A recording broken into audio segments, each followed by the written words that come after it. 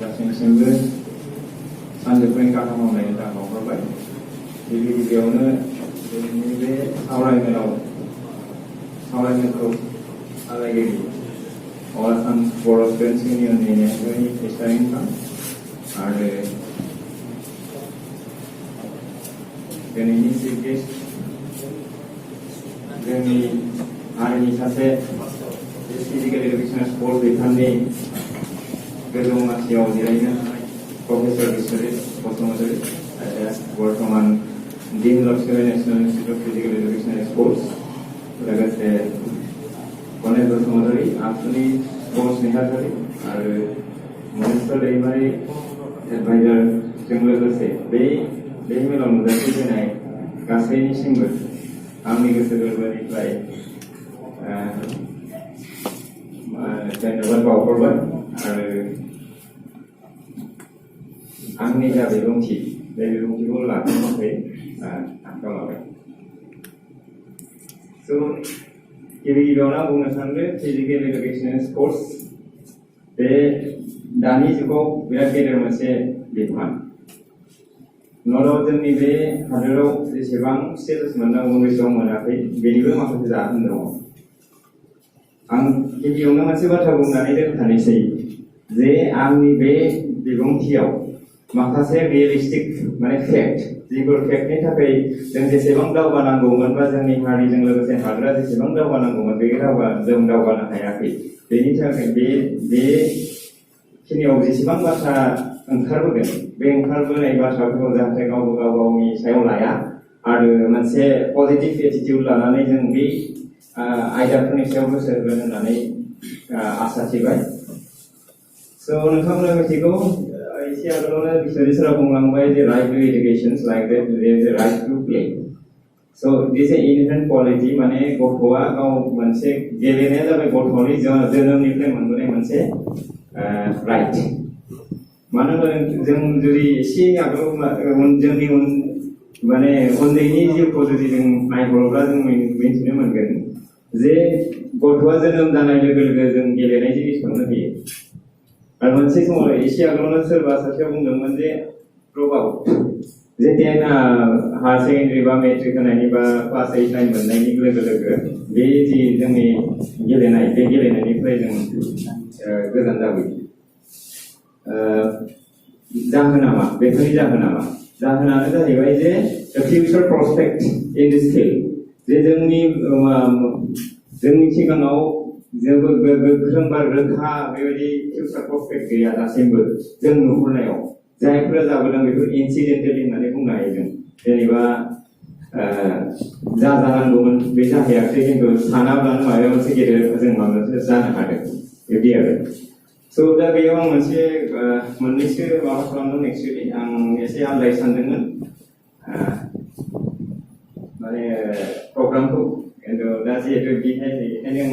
आखायाव मोननैसो इन्सिडेन्स लानानै फैदों आरो। जायखिजाया दा सारा बुंलांनाय बायदि बर'फोरा बा ट्राइबेला स्पेसियेलि जोंनि रायजोआव बे बिफानाव दावगानाय। जों जुदि फिजिकेल एडुकेसन स्पर्ट्सनिखौ बाथ्राखौ जों नायहरब्ला जों फार्स्टआवनो नुनो मोनो डक्टर सुभाष बसुमतारी सारनिनो बिदा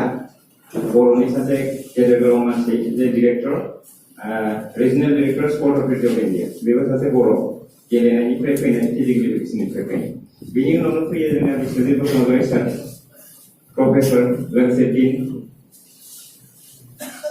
बे रोंखा राखा जों सानै नुबोबाय थाखायो। बे जाबाय एकाडेमिक लाइनाव।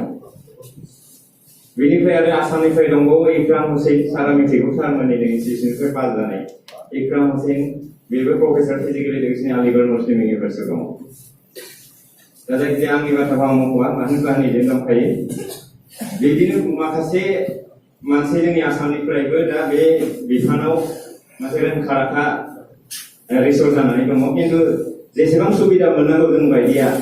जों बेबायदि सुबिदाखौ जोंखौ मोननो हायाखै बा गभर्नमेन्टआबो बेबायदि पलिसि होनो हायाखै। नट अनलि बे बिश्वजित साराबो सेन्ट्रेल गभर्नमेन्ट एन्ड्रप मोनसे खालामदों, जोंबो इउनिभार्सिटि लेभेलाव खालामदों। खिन्थु बे बिफानखौ माबोरै आवगायलांनांगौ बा दावगालांहोनांगौ बेनि थाखाय गभर्नमेन्टनिफ्राय दाबो कमप्लिट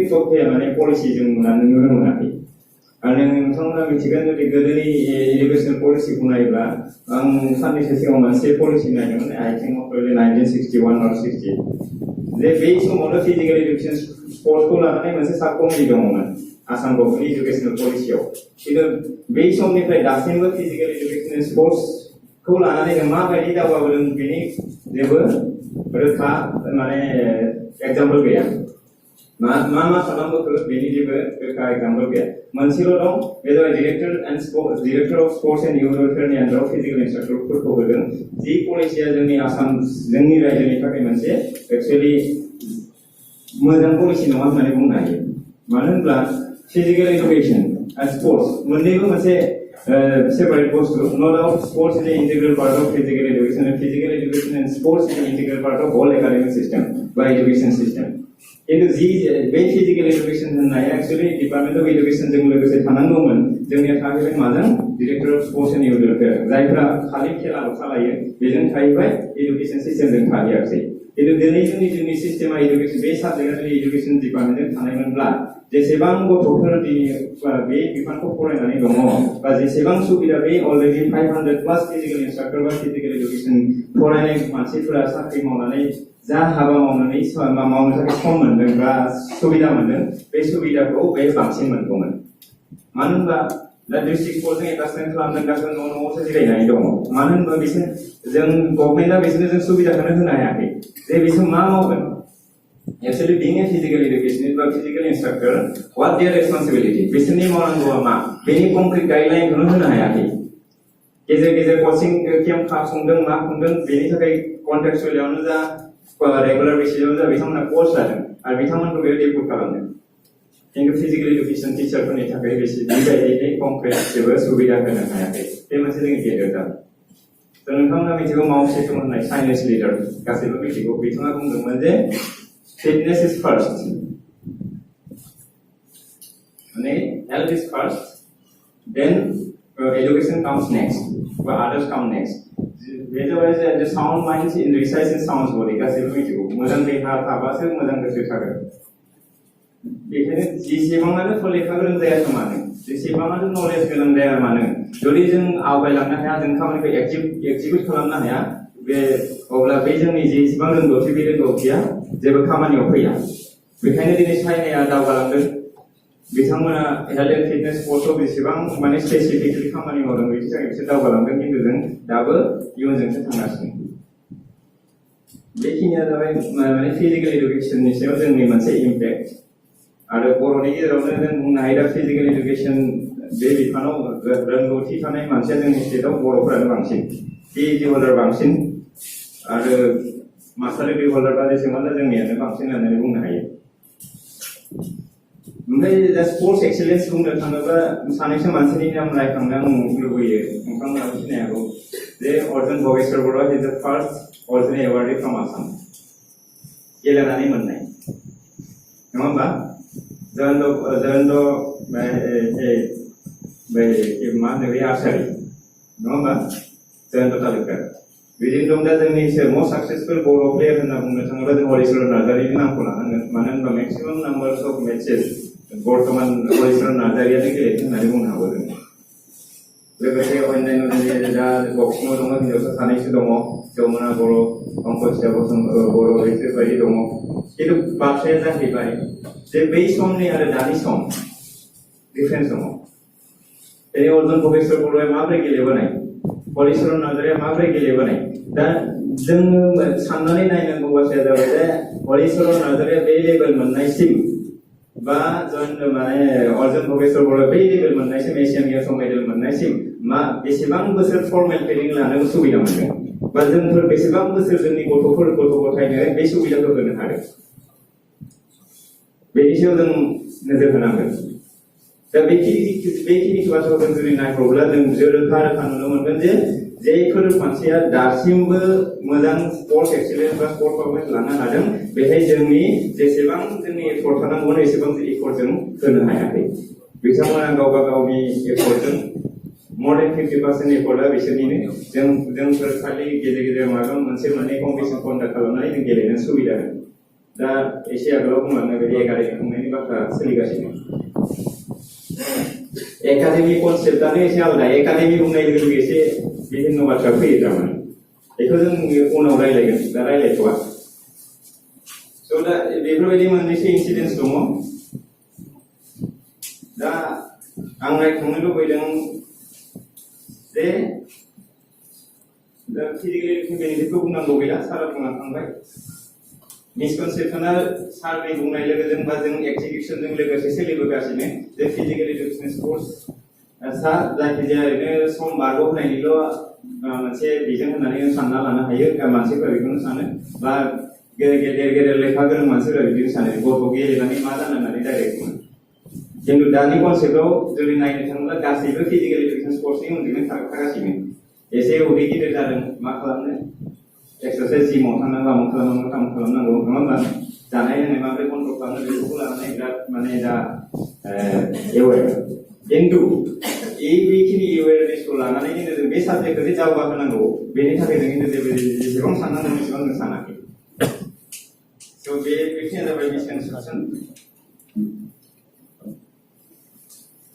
दा आं डाइरेक्टलि थांग्रोनोसै स्पर्ट्स माने पारफरमेन्सनि सायाव जे व्हाट आर द भेरियास अपरचुनिटिज सेभिं स्पर्ट्स प्रफिशिएन्सि सासे मोजां गेलेग्रा जाब्लाथाय जों मा मा सुबिदा एक्सप्लइट खालामनो हायो नाम्बार 1 दानि जुगा प्रफेसनेलिजमनि जुग जे गासैबो गथ'नि खर'आव जों प्रफेसनेलिज्म एटिट्युड सोनो हानांगोन प्रफेसनेलिज्म in the sense which involve earning आरो जुदि आर्न खालामनांगौब्लाथाय जों जाबायदि गेलेबोदोंमोन जाबायदि जों खामानि मावबोदोंमोन बिदि मावबासो जानाय नङा सासे गथ'आ भेरि डिसिप्लिन जानांगोन पांक्चुएल जानांगोन जिखिनि मावनांगौ बेखौ मावनो हानांगोन आरो निजेनि जिथु पटेन्सियेलिटि निजेनि जिथु रोंगौथि बे रोंगौथिखौ बारायलांनांगोन अब्लासो जों बे कम्पिटिटिभ जुगाव जों बे मोनसे इभेन्टआव जों जोंनि जायगा लानो हागोन नङाब्लाथाय जों जानो हानाय नङा गथिखे बे प्रफेसनेलिज्म जुदि प्रफेसनेल प्लेयार जानो हायोब्लाथाय इज ए लं प्रसेस सानसेनो जाब्ला लायनेल मेसिनि थाखाय 17 इयार्स सम लादोंमोन बेयो प्रफेसनेल प्लेयार जानो साक्सेसफुल प्रफेसनेल प्लेयार जानो खिन्थु जोंनि गथ'फोरा 17 इयार्सआवनो माने गेम्स एन्ड स्पर्ट्सनिफ्राय माने गोजान जाबोयो नङा होमब्ला थ' बे डेडिकेसनखौ जोंनो नांगोन थ' प्रफेसनेल प्लेयार जाब्लाथाय दा जों नुनो मोनो जों टिभिआव Manchester United Real Madrid so and सो बेसेबां खेला नायो जों खिन्थु जों जोंनि गथ'फोरनि खेला नायनो थाखाय जों आधा घन्टा जों सम होनो हाया वान्स मोनसे समाव इंलिश प्रिमियार लिगा थैनो लाबायमोन मोनसे समाव इंलिश प्रिमियार लिगा थैनो लादोंमोन माने जेसेबां स्टेटास दंमोन बे स्टेटासआ गोमालांदोंमोन खिन्थु माबोरै बिसोर दावगाबोफिनखो जे अनलि माने फ्रम द सापर्ट अफ द पाब्लिकनि सापर्टनि थाखायसो बिसोर दावगाबोदों बिसोरनि स्टेडियामाव गेमा मोजां गाज्रि बेजों बाथ्रा गैया जोंनि गथ'आ गेलेदों जों सापर्ट खालामबासो बे गथ'आ दावगागोन खिन्थु जों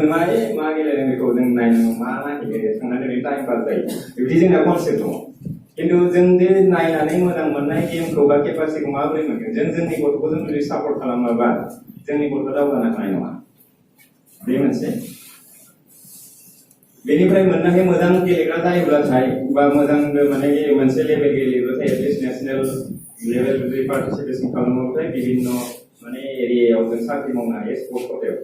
जोंनि मानसिफ्रानो रिजार्भेसन सिस्टेम नङाब्लाथ' बुंनो हायो आसामाव जोंनो मोनजोबगौमोन नङा होमबा खिन्थु रिजार्भेसननि थाखाय जोंफोर नांथाना थानो स्पर्ट्स क'टायावबो रिजार्भेसन फैयो दा रेलवेआवनो जा स्टेट बेंकआवनो जा जोंनिनो प्लेयार जोंनिनो मानसि मेक्सिमाम गेलेनानै मोननाय दा बेफोराव गेलेनाय खिन्थु दानि कनसेप्टआनो एसे आलादा जाबाय लासै फैनाय बाथ्राया माबोरै जे जों एक्सुवेलि बेसेबां जेनुइनलि गेलेदों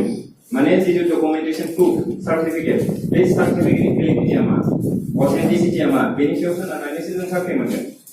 जोंफोर जुदि नायोब्लाथाय दा जायफोर अर्गानाइजार दं बिसोरो बा जायफोर एक्सप्लेयार दं जेनेबा इनक्लुडिं मी जों बुजिनो मोनो 1982 जोनोम लानानै आं 1982 साबजुनियर फुटबल गेलेहोदों आंखौ गेलेहोदों इन दा सेन्स गेलेहोदों मानो होनबा बे समाव जों गेलेग्रासो जोंथ' जेबो बुजि मोना खिन्थु 1982 नि सार्टिफिकेटखौ लाब्लासो आं स्पर्ट्सनि गेजेरजों आं साख्रि मोनगौमोन खिन्थु आंनि बे 1982 नि सार्टिफिकेटआ मिनिंलेस जेरावबो खामानियाव फैयाखै लास्टआव जेब्ला बिपिएफखौ फरायोबा बेयाव इन्टार इउनिभार्सिटि गेलेबाय इन्टार इउनिभार्सिटि सार्टिफिकेटआ आंखौ सापर्ट खालामदों दा बिब्दि बेसेबांबा प्लेयार दङ जोंनि गेजेराव जायफोरा थारमाने बे सार्टिफिकेटखौ सल्भ खालामनो हाया आं बुंनो सानो बे मोनसे जायगायाव जोंनि जों माने गासैबो साननो गोनां जे प्रायरिटिया जोंनि टीमा देरनाय नङा प्रायरिटिया जानांगौ जे जोंनि गथ'आ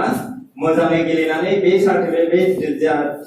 गेलेनायनि जितु एनार्जि लस टाइम लस बेखौ जे खामानियाव माने फोरोंनो हादों ना एबा लागायनो हादों ना हायाखै that means I mean to say जों जेसेबां प्लेयार सेलेक्ट खालामो माने जेसेबां गेलेग्रा माने जों जेनुइनलि गेलेहोनो थाखाय सेस्था खालामनांगोन जोंनि निजेनि थाखायबा जोंनि निजेनि प्रफाइल बानायबा जानाय नङा आं कोच हिसाबै आंनि कोचखौ आंनि प्रफाइलखौ बानायनो थाखाय आं चेम्पियन जानो थाखाय जुदि आं साब्रै अभार एक्सपिरियेन्स रिस्क ना होयोब्लाथाय टीमा देरहागोन न' दाउट खिन्थु बे साब्रै प्लेयारा जेरावबो जायगा मोननाय नङा आरो बे दिना दा फैबाय गोदोनि दिनाव गेलेनायजोंनो साख्रि मोनदोंमोन सार्टिफिकेटआव होनायमोन डेट अफ बार्थ लिरनाय थायामोन सार्टिफिकेटआव खिन्थु दानि जुगाव certificate date of birth first तारमाने how this society this senior is coming professionalism जों बेफोरनि बेनि सायाव जों गोसो होनांगोन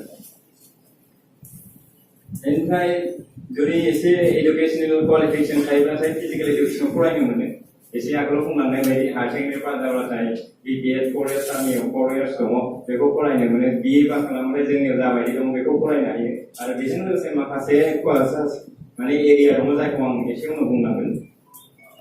बेनिफ्राय फेडारेसननि स्पर्ट्स कोचेस बेनि थाखाय सेपारेट माने कि कर्स दङ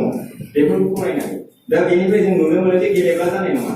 खालि गेलेग्राल' जानाय नङा गेलेनायजों लोगोसे फरायनांगोन आरो मोनसे गिदिर प्रब्लेमा जोंनिया मा जे जोंखौथ' गेलेबाय गेलेबाय गेलेनायनि उनाव मा जाहैबाय जोंफोर साख्रि मोनबाय होनोबा जोंनि गामि सासे गथ' रेलवे साख्रि जोंबो साख्रि मोननायजोंनो सन्तुष्टि बाट बे मा साख्रि मोनदों जों बेसेबाङा जों बेखौ नोजोर होदों जायखिजाया बेनि वर्क अफ नेचारा मा मोनसे आं बुंबाय जे सासे मानसिनि बाथ्रा गुवाहाटीयावनो थायो जे सन्तोष ट्रफियाव बोसोरनै बोसोरथाम केप्टेनशिप खालामनायनि उनाव माने माबा थखन लानाय थानाय गसंनानै थानायखौ लोगो मोनो जाबाय बिराद गाज्रि नाङो आरो मानोबा बेसेबां खस्थ' खालामना गेलेनायनि उनाव माने थखन लानानै नेबाय थानांगौ बे जोंहा सिटुएसन मानो जे जोंनियाव फरायनाय गैया आरो मोनसे गिदिरा जाबाय जों पलिसि इमप्लिमेन्टेसन खालामनो हायैनि बे गिदिर जाहोनानो बेनो जे जोंनि गोरों गोरा मोजां गेलेग्राफोरा दिनैसिम मोजां गेदेर साख्रि लानो हायाखै अफिसार रेंकआव पलिसि माने बानायनाय पस्ट बेफोराव जों हाबनो हायाखै जायनि जाहोनाव जोंनि बे साबजेक्टआ बा बे प्रफेसना जेसेबां इम्पर्टेन्स मोननांगौमोन बे इम्पर्टेन्सखौ मोननो हायाखै आरो जे साफा सानै दं बिसोरबो बाखिफोरनि माने प्रेसाराव बिसोर मावनो हाया बे आंनि मोनसे फिलिंस आं सानो बे मोनसे रियेल फेक्ट जायखौ जों अपेन सिक्रेट होननानै बुंनो हायो that how to be a professional sports person but how to be a professional sports person they must say get it including each and everyone जोंजों लोगोसे माने पेरेन्टसिम जेसेबां मानसिया सें सिस्टेमाव नांथाबनानै दङ बिसोरनि बाथ्रा बेयाव थागोन आरो माने जोंफोर निजे बुजिस्लाबालासिनो बा बुजिनानैब्लाबो जों डाइरेक्टलि इनडाइरेक्टलि गासैबो इनभल्भ जानानै दङ we are the fighter we are the desperate बेखिनिखौ जेब्ला खहा खालामो गासैबो बुजि मोनगोन होननानै आं सानो आरो बेखायनो दानि एसे बुंखादोंमोन जायखिजाया सोरनि बोरैबाबा बाथ्राफ्रा सोरखौबा जोंनि गोसोआवबो नांगौबा जों बेखौ पार्सनेलि लानाङा The first one I would like to mention about the association, club and organizers. What is the roles of associations, organizers or a club? Doesn't association deliver that is association. There are almost 20 association by organizer. All money or some football association or cricket association all are association. Patiently Monangoama. They Monango was like जों four category of sports we have to understand. बेयाव आं बुजिनायाव मोनब्रै केटेगरिनि sports दङ right मोनब्रै केटेगरिनि sports बे मोनब्रैया जाबाय first one is रिक्रिएशनेल sports जायखौ जों गासैबो गेलेयो जायनि थाखाय जों जेबो फैसा होनाङा जेबो खरसा खालामनाङा जों जोंनि एन्जयमेन्टनि थाखाय जों जोंनि माने रिलेशनशिप डेभेलपमेन्ट खालामनो थाखाय बा लेजार टाइम पास खालामनो थाखाय जों गेलेयो बाट इट हेज एम्पल माने इम्पर्टेन्स एन्ड अपरचुनिटि जेसेबां टेलेन्ट आइडेन्टिफिकेट जानानै फैगोन बे रिक्रिएशनेल स्पर्ट्सनिफ्रायसो फैगोन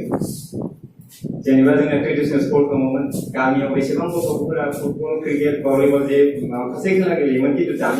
दानि दिनाव बेसेबां गथ'फोरा गामियाव गेलेनायनि स्कप दङ गेलेग्राफोरनि संख्या खमायलांबाय बेसेबांबा खमायलांबाय आरो बेनि मोनसे जाहोना लोगोसे एडुकेसन सिस्टेमाबो बेनि एडुकेसन सिस्टेमा जेसेबां गथ'फोरनि सायाव दङ बिमा बिफाया गथ'फोरखौ बाहेरायाव गेलेहरनो साहस मोना बा सम मोना बे मोनसे जोंनि थाखाय गेदेर जेंना लोगोसे what is the aim जे जों as a club as a organiser बा एज ए एसोसिएशन जोंनि मावनांगौआ मा जोंनि मावनांगौआ जा आसाम फुटबलाव आसामाव जों सन्तोष डेभेलप जाबाथाय चेम्पियन जानाय नङा जों बेखौ बुजिनांगोन खिन्थु इन्डियान फुटबलाव जों आसामनिफ्राय बेसेबां फुटबलार हरनो हादों बेनि सायाव जों गोसो होनांगोन जोंनि गामिनि क्लाबनिफ्राय गावबा गावनि डिस्ट्रिक्टआव जोंनि क्लाबनिफ्राय बेसेबां प्लेयार जों साप्लाय होनो हादों बेनि सायाव जों नोजोर होनांगोन जोंनि डिस्ट्रिक्टनिफ्राय आसामाव बेसेबां प्लेयार जों माने साप्लाय होनो हादों बेनि सायाव जों गोसो होनांगोन डिस्ट्रिक्ट चेम्पियन जानानै जुदि सासेबो गथ'आ जुदि आसाम टीमाव हाबाबा बे जोंनि थाखाय लाजिनांगौ बाथ्रा मानो होनबा हय अभारेज नङाब्ला मा जागोन प्लेयारा क्वालिटि गैया खिन्थु देरहानांगौ जों देरहादों बाइकखौ वी आर साप'ज टु अन खिन्थु जोंनि फिलसफि बा माने जिथु एइमा फुलफिल जाया बेनि सायाव जों गासैबो गोसो होनांगोन आरो लोगोसे अर्गानाइजार्सफोरनि रला मा एसे आगोलाव बुंखालांदोंमोन नाथाय जे each and every organisers should be impartial माने सार्थबर जानो हानाय नङा बे जोंनि गामिनि बे गामि न' खाथिनि बैयो आमुकनि बेखौ बिसोर गामिनिफ्राय गन'नि गेलेनायनि रेकर्ड गैया बे गथ'आ मा गेलेगोन बिदि साननांगौ जोंना गैया गासैबो गथ'आनो जोंनि गथ' आरो गासैबो गथ'खौ जों डेभेलप खालामनायनि लामा दिन्थिनायासो जोंनि हाबा बेखौ जों गासैबो नोजोर होनांगोन आरो बेखिनिखौ मावनो हायोब्लासो जोंनि क्लाबनिफ्राय जोंनि एसोसिएशननिफ्राय बा जोंनि एसोसिएशना मोजां स्पर्ट डेभेलपमेन्ट बा पटेन्सियेल स्पर्ट पार्सन डेभेलप माने दिहुननायाव हेफाजाब होनो हागोन बे मोनसे नेक्स्ट जाबाय इनफ्रास्ट्राक्चारेल एन्ड इन्स्ट्राक्शनेल फेसिलिटिज जे बाथ्राया बर्तमान साराबो बुंबोगासिनो दं एकाडेमि बाथ्रायाव बेखिनि बाथ्रायानो फैगासिनो जे इनफ्रास्ट्राक्चार माबायदि इनफ्रास्ट्राक्चार जोंनियाव दङ दा आसामाव मोननैबो एथलेटिक सिन्थेटिक दङ बेनि सिन्थेटिक ट्रेक मोनथाम दङ जों मिथिनायाव मोनसे जाबाय सिन्थेटिक सायाव दङ गुवाहाटि सायाव दङ ओमफ्राय नर्थ लखनदेइ कलेजाव मोनसे दङ खिन्थु दाबो इन'ग्रेसन जायाखै गाबोन इन'ग्रेसन जानो गोनांमोन बेबो केन्सेल बा दैबानानि थाखाय दा जुदि सिन्थेटिक ट्रेकआवसो कम्पिटिसन जायो जों जुदि हाग्रायावनो खारबाय थायोब्ला जों मोनसे डेभेलप स्पर्ट्स माबोरै खालामनो हानो आरो बेनिफ्राय जाबो लखिमपुर बेनिफ्राय क'क्राझार बा क'क्राझारनिफ्राय गुवाहाटियाव फैनानै प्रेक्टिस खालामनाय सुबिदाथ' गैया आरो थांनानै बेयावबो रेस्ट्रिक्सन दङ बे नों जोंनि रेजिस्टार नङाबादि बे फिल्डआव प्रेक्टिस खालामनो मोनाबो जानो हायो नङा होमबा स' बे मोनसे इन्स्ट्राक्शनेल प्रब्लेम इनफ्रास्ट्राक्चारेल प्रब्लेम गतिके बिदि प्रत्येक स्पर्ट्सआवनो गावबा गाव माने स्टेन्डार्ड इनफ्रास्ट्राक्चार दङ जेसेबां हागौ at least once in A district बे मोनसे सुबिदाखौ जों खालामनो हायोब्लाथाय जों बे लामाखौ जों दावगानो हागोन होननानै आं सानो लोगोसे इन्स्ट्राक्शनेल फेसिलिटिस माने जेसेबां इकुइपमेन्टस दङ लोगोसे बे इकुइपमेन्टसफोराबो स्टेन्डार्ड साइन्टिफिक जानांगोन जेनेबा इन्डियान राउन्ड गेलेनायाव दानिया अलिम्पिक राउन्ड रिकार्ड राउन्ड जायो आर्सारियाव जों आरो औवानि गावबाय थाबानो जानाय नङा होमबा बिदि मोनसे बाथ्रा ओमफ्राय third one is very very crucial this is a competition system जोंनि कम्पिटिशन सिस्टेमा मा गासैबो जायफोरा बे बिजोङाव पार्टिसिपेट खालामनायसो मिथिनो मोनगोन बेयावबो पार्टिसिपेशन जेरै माने गेलेनायनि माबायाबो मोनब्रै बिफान दङ बेयावबो सिस्टेम दङ बेलेग बेलेग सिस्टेम थ' दानि मा बुङो रिक्रिएसन स्पर्ट दङ एमेचार स्पर्ट्स दङ जों जायफोर गेलेयो दा बोसोरब्रै बोसोरसो सिगां जिफोर गेम्स सोलिदोंमोन बा जों पार्टिसिपेट खालामदों कमप्लिटलि एमेचार रावबो रावनोबो फैसा होआ दा जोंनि सिनियर मानसिफ्रा माने साननैसो गेलेनाय फैसा बिदों गथ'आ मा जाहैनो बेलाय बिदि होननानै बुङो जों नङा होमबा खिन्थु फैसा नङाबा जों सोलिनो हाया देट मिन्स प्रफेसनेलसिम फैगासिनो मानसिया गेलेब्ला जानाय नङा गेलेनायनि उनाव जों माबा मोनसे मोननांगोन बेनि थाखाय लामाखौबो जोंनो देखायनांगोन गतिके बे एमेचारनिफ्राय फैनानै नन प्रफेसनेल स्पर्ट्सआव फैबाय नन प्रफेसनेलनिफ्रायसो प्रफेसनेल स्पर्ट्स गतिके सासे गथ'आ प्रफेसनेल प्लेयार जानोबाथाय बे मोनथाम केटेगरिखौ क्रस खालामबोनांगोन माने कि चेक जानानै फैनांगोन बेखिनिखौ क्वालिफाइ खालामब्लासो प्रफेसनेल गतिके डाइरेक्ट आं दिनै आं गामियाव मोनसे खेला गेलेनो दङ सासे गथ'निफ्राय आं 500 होआबा आं थाङा खिन्थु 500 बिनायनि सिगां आरो एलिजिबल फर 500 बेखौबो गोसो होनांगोन 500 नि क्वालिटि दङना गैया दा जों मोनो फैसा होआ जोङो फैसा होआ मा दा फरेन कान्ट्रियाव एसेबां दा जोंनि देशनि मानसिया जुदि गेलेनो थांनांगौबा फुटबलाव ट्रायलखौनो होनो मोना मानो होनबा फिफाया मोनसे रुल्स खालामनानै जों एटलिस्ट रेंकिं 72 सिम थाबासो इउर'पियान कान्ट्रियाव गेलेनो मोनो दा सोरनिसो इउर'पियान कान्ट्रियाव गेलेनो मोना मानो मोना जोंखौ 72 आन्डार रेंकआव फैया जायनि थाखाय इउर'पियान कान्ट्रियाव एलिजिबल जाया बिदि बाथ्रा दङ स' बेखिनिखौ जों माने गोसो होनो हानांगोन दा कम्पिटिसन सिस्टेमाव मा एज कम्पिटिसन दा दानि सासे बुंदोंमोन जे वर्ल्ड काप इउएन ब्रह्म वर्ल्ड कापनि बाथ्रा बुंदोंमोन ओमफ्राय अरुणज्योति मल्लानि माबाया फैदों कनसेप्टआ फैदों मा बड'सा कापखौ जोंबो गेलेदों माने इउनिभार्सिटि गेलेदोंमोन आङो खिन्थु unfortunately everything is in paper and pencil जुदि बुंनो थाङोब्ला आं क्रिटिसिजम खालामाखै जों साननो थाखाय जों बेखौ सावरायलायदोंसो बेनि थाखाय बे बाथ्राखौ आं मेनसन खालामनो आखायाव लादों जायखिजाया आरो जेराव थाङो बेखिनि बाथ्राखौ आं इम्परटेन्स होनाबो लागासिनो जे बेखौ लानानै जों फट' होनाय आरो एक्जिबिसन खालामनायनि गेजेराव पार्थक्य दङ जों बेखौ बुजिनांगोन दा अरुणधति मराना जोंनि all India registered football tournament नङा होमबा बे फुटबल टुर्नामेन्टआव बेहा गावनिनो प्लेयार गैया जोंनि एगेन्स्टआव गेलेदों खिन्थु बेनि सासेबो प्लेयारा गावनि नङा मालायनिफ्राय भारा लाबोनाय दिस इज अ रियेल फेक्ट नङा होमबा सनमान कसारि साहित्य आफादनि एडभाइजारि कमिटियाव बिसोरो थांनाय बोसोरथामनिफ्राय एकाडेमि मोनसे दागासिनो खिन्थु दासिमबो जाफुंहोनो हायाखै बिसोरनो गावसोरनि सापर्ट थानायावबो मानो थिगानो दं सब बिसोर फैसाबो होदों मानसिबो लादों प्लेयारबो सिलेक्ट खालामदों but who will monitor and who will execute this responsibility बे मोनसे गेदेर माने human resources बे सोर सालायगोन बेखौ बे प्रग्रामखौ सोर नायफिनगोन बे मोनसे गेदेर इस्यु जे एखिनि बाथ्राखौ जुदि लानो हायोब्लासो जोंफोर दावगानो हागोन बा खामानिखौ आखायाव लानो हागोन स' बे एज माने एज ग्रुप कम्पिटिसन जोंनि आखायाव गैया दा साबजुनियर फुटबल जायो इन्टार डिस्ट्रिक्टल' दङ आरो बबेयाव दङ माब्लाबा आसुबा जुदि डिस्ट्रिक्ट लेभेलाव inter school football competition inter school athletics competition फाथिदों खिन्थु कुनु जेनेबा फुटबलनि कम्पिटिसना जाबायदि जादों बेलेग ट्रफियाव जेनेबा इउएन वर्ल्ड काप बा माने मार्टिनेज ट्रफि बा science of thousands of tournaments are there for senior level खिन्थु एज ग्रुपनि थाखाय इन्टार डिस्ट्रिक्टखौ गारनानै आरो नेसनेल कम्पिटिसनखौ गारनानै मोनसे कम्पिटिसन गैया जुदि गैयाब्लाथाय स्पर्ट्समेन कम्पिटिटिभ एटिटिउड गथ'फोरनिया माबोरै डेभेलप जागोन गतिके जोंफोर साननो गोनाङा जे टप लेभेल टुर्नामेन्टनि स्राय जोंनि गोसो होनो गोनां बाथ्राया जाबाय दा एज ग्रुप कम्पिटिसनाव ग्रासरुट लेभेलाव बेयावसो जों गोसो होनांगोन ग्रासरुटआ जुदि मोजां जायोब्लाथाय प्राइमारि लेभेलाव मोजां जायोब्लाथाय जों गोजौआव मोजां फिथाइ मोनगोन दा मोनसे जोंनि थाखाय गेदेर इस्यु दे बेयाव फान्डिं एजेन्सिफोराबो माने उन्दै गथ'फोरनि खेलाबाथाय फैसा होनो थान मोनो गेदेरफोरनिबाथाय माने हाइलाइटआ बारा जायो पाब्लिसिटि बारा जायो बेनि थाखाय एसे फैसा होनो थाखाय गैया दा बे मोनसे थारमाने बारनि इस्यु जायखौ जों एकदम कुइकलि सर्ट आउट खालामनायनि गोनांथि दङ आरो मेक्सिमाम कम्पिटिसन जों एज ग्रुपआव होनो गोनां माने गोसो होनो गोनां जानानै दं बेखौ जुदि जों होनो हायोबाथाय 101% आं गेरान्टि होनो हायो जे मोजां गथ' जों मोनगोन आरो बे गथ'फोरखौ मोजां गथ' सिलेक्ट खालामनायल' नङा बेजों लोगोसे जे एकाडेमिक कनसेप्ट दानि बुंगासिनो बे एकाडेमिक कनसेप्टआव थानांगौ जे बे कम्पिटिसननिफ्राय जे साबैसे गथ'खौ जों आइडेन्टिफाइ खालामगोन is not to be rigid academic it may be flexible जे जेराव जा दङ टाइमिं जेबो एडभान्स ट्रेनिं होनायनि बेबस्थाखौ जों लानो हायो जों निजे खुंनायानो जा बा सोरनिबा गेजेराव एक्सप'जार टुर हिसाबै हरनानैनो जा जायखिजाया जों बे खामानिखौ मावनो हायो बेनिफ्राय दङ नेक्स्टआव बे प्रब्लेमाव जोंखौ माने इन्टारफेरेन्स खालामो जे स्पर्ट्स केलेन्डार जे जोंनि एक्चुअलि स्पर्ट्स केलेन्डारा मा एकदम भेरि रिसेन्टलि इन्सिडेन्ट्स अदालगुरियाव जानो गोनां आन्डार 18 सिम एथलेटिक्स टुर्नामेन्ट माब्ला जानो गोनां सप्ता मोनसे सिगां नटिस होबाय जे एथलेटिक्स कम्पिटिसन आन्डार 18 सिम अदालगुरियाव जागोन बेनि सप्ता मोनसेनि उनाव जाबाय इभेन्टआ केन्सेल नङा होमबा दा आं बुंनो बाथ्राया जाबाय प्रग्राम केन्सेल जानाय गेदेर बाथ्रा नङा खिन्थु गथ'फोरा माबोरै प्रिपेयारसो जागोन सासे गथ'सा गथ'खौ माबोरै प्रिपेयार खालामो जोंनियाव उल्था जायो वी आर प्रिपेयारिं फर कम्पिटिसन जोंफोरो